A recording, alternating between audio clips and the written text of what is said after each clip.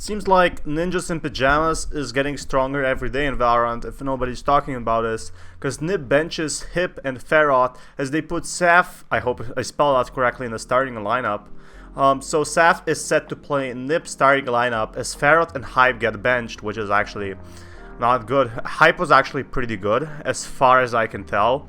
Now Sayf can be a great addition to NiP, that's why they chose him, because Valorant roster after that lackluster Ignition series run-up. Yeah, the lackluster Ignition series wasn't doing great, but I think they'll perform better as time goes on. Right now we're just testing stuff, right? So in reality, newly established Valorant teams, they're just out of the box, they're fresh out of the oven, have been going through a lot of roster shuffles, while teams like T1 and 100 Thieves dropped the majority of their lineup. Other like Ninjas in Pajamas are opting to just ban some of their players to give the spotlight to their new acquisition. After signing up the former Counter-Strike professional Sayf, so there's another CSGO pro that's actually coming to NiP. The eSport org has decided to bench both Damian Hyp and Enzo Fearth, mastering the upcoming Valorant tournaments. Both Hyp and Fearth were signed in July, but even with a deep pool of talents, the Valorant squad was not able to achieve much success in the Ignition series Valorant series tournaments. That's exactly what happened. Usually Ninjas in Pajamas was one of the best teams in CSGO, and what happened, they kind of fell off.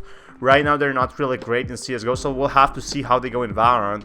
Considering we have ex-Valorant pros and Ninjas in Pajamas, and they put a lot of money into this, they don't want to lose this, right?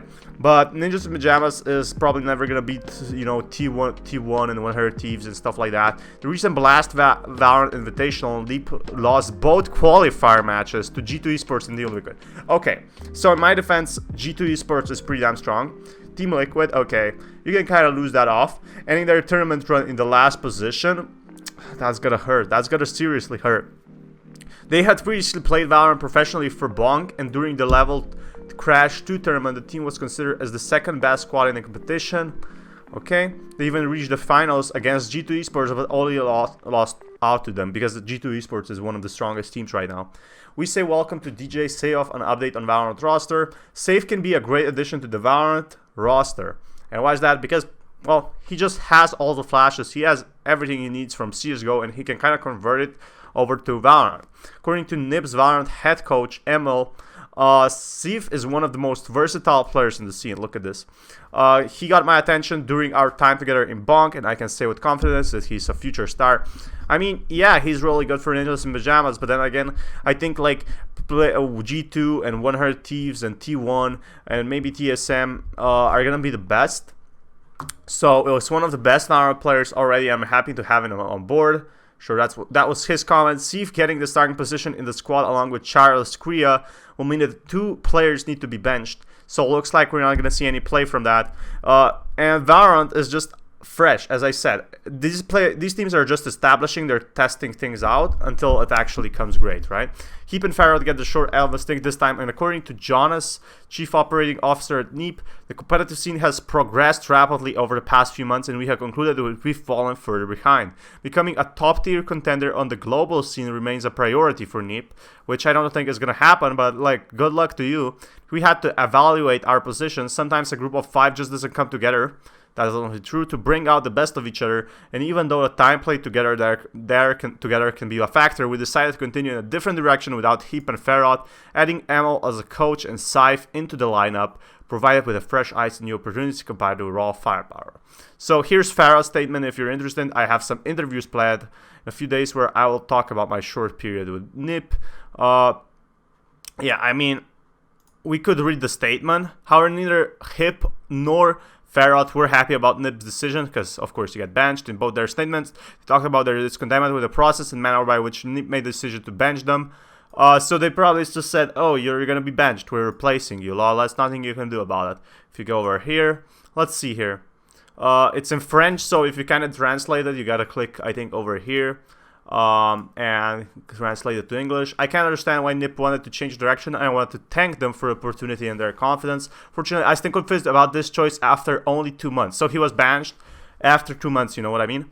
During these 2 months, I have always received players from NiP and the coach since his arrival for my work and the added value that I was brought. I have always been told that I do a great job and I have never been criticized. So I was congratulated, rewarded, encouraged to continue, then thanked. Really? Okay. Yeah, so he was basically said, oh, you should do more, you're really good. Oh, sorry, we're benching you, bye-bye. So you cannot imagine the frustration and feeling of injustice that I feel when all the professional environment in which you operate leads you to believe that everything is fine, which I totally agree with. Sympathy for that. And finally, it pulls away overnight because that was a choice that has to be made. I'm just disappointed that there was no dialogue between the players, coaching staff, management of NiP to explore your options and the future of the team. Don't get me wrong, I totally agree that the performances were not there. We always finished third, fourth in the Ignition series that we played. That's true, but last time you were like the bottom. I can also start the changes required, but I'm sad that it ends quickly. I wish everyone the best. I will give news on my future on Valorant as soon as possible. Thanks for the support. And this is just the translated version. Well, my honest opinion is it's either gonna be looking really good for NiP or it's not gonna be looking good for all. You know, be sure to subscribe, watch more of my videos for more Valorant content, and this is Pyamas, sign out. Peace, guys.